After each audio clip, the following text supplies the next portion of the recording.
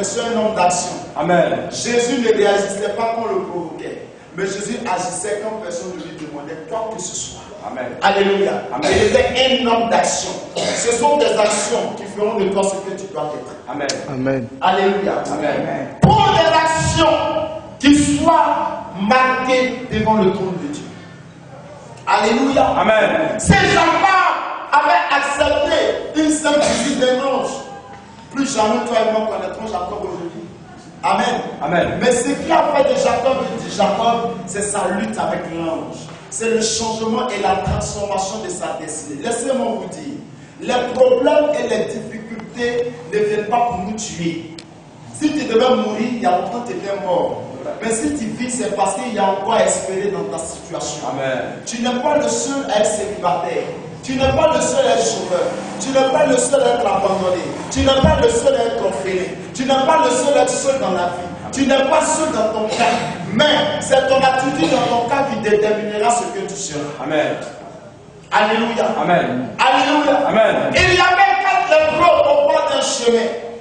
On dit s'ils rentrent, ils meurent, s'ils retournent, ils meurent. Ils sont assis pendant plus d'une semaine.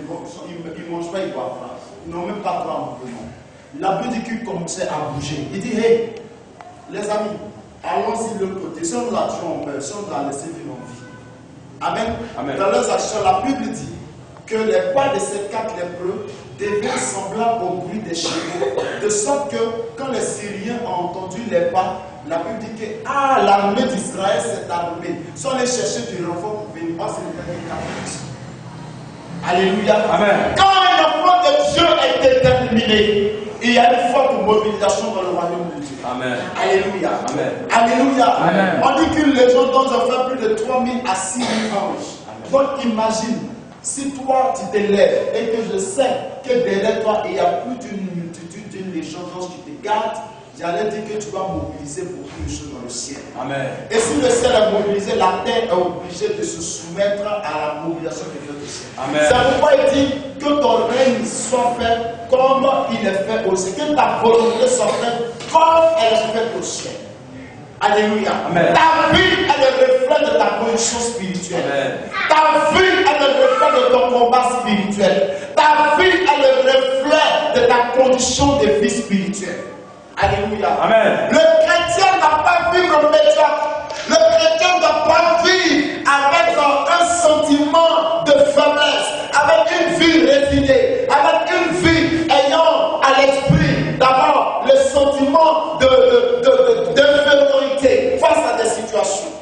Alléluia. Amen. C'est pourquoi le peuple d'Israël n'a pas pu bénéficier de la terre promise. Parce que face à la terre, ils ont commencé à dire, nous sommes comme des sauterelles à leurs pieds et eux ils sont comme des géants. Comment est-ce que tu te vois par rapport à ta vie? Comment est-ce que tu te vois par rapport à l'avenir? Comment est-ce que tu te vois en cette année 2013? Qu'est-ce qui va t'arriver? Qu'est-ce que tu espères? Qu'est-ce que tu penses que Dieu peut faire ou pas? Alléluia. Amen. C'est pourquoi tu ne dois pas abandonner. Tu ne dois pas laisser ces pensées hanter ton esprit. Tu ne dois pas laisser ces mauvaises pensées jalonner dans ton intelligence. Amen.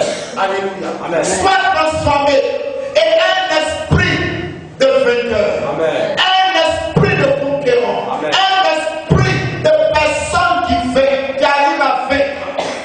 Alléluia. Amen. Nous sommes des vainqueurs dans le royaume de Dieu. Amen. Mais nous vivons malheureusement physiquement comme des perdants. Nous avons la vie de perdants. Nous avons des attitudes de perdants. Nous vivons dans un état si malheureux au point même de laisser douter que nous avons en nous la foi. Alléluia. Amen. Voici une chose qui peut arriver au pire des cas dans la vie d'un homme. Quand tu perds l'argent, tu as beaucoup perdu. Et quand tu perds la foi, tu as tout perdu. Alléluia. Amen. Il y avait 3 disciples de Jésus sur le chemin d'Emmaüs. Vous avez lu ça peut-être en Luc chapitre 6. On dit Jésus est mort. Lorsque Jésus meurt, ces 3 disciples, un s'appelle Cléopas, on a vu son nom, le reste on n'a pas vu leur nom. Ils étaient